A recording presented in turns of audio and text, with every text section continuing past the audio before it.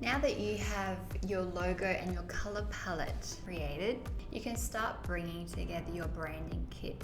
Now, a branding kit is really important to make sure your visual brand is consistent across all your media, including your website, your mobile application, social media platforms, business cards, flyers, posters, billboards, any merchandise, hats, t-shirts, etc. By creating a branding kit, it makes it so much easier to design your website. So by having your logo already created, by having your colors already chosen, it makes the process of designing your website a much simpler process. So instead of every page having to choose colors for that page, those colors have already been chosen and we're going to be implementing those into your website. So here's a little brand kit that I created in Canva, and this is something that you guys can copy if you want to. So at the top I've just titled it brand color.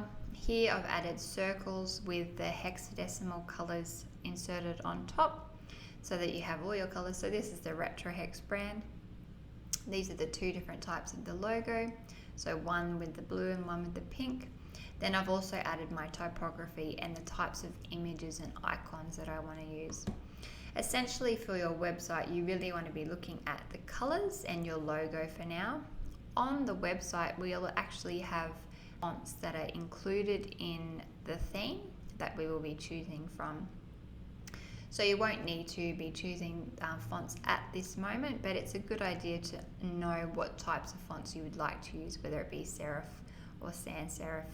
And it's also a good idea to know what type of images that you want to be using on your website. So now that you have your logo created, your colors chosen, why don't you start putting them together? You can create something in Canva similar to this one, or you could use the branding kit that I've added in the link below that you can download, and you can start adding them there as well just by writing those in.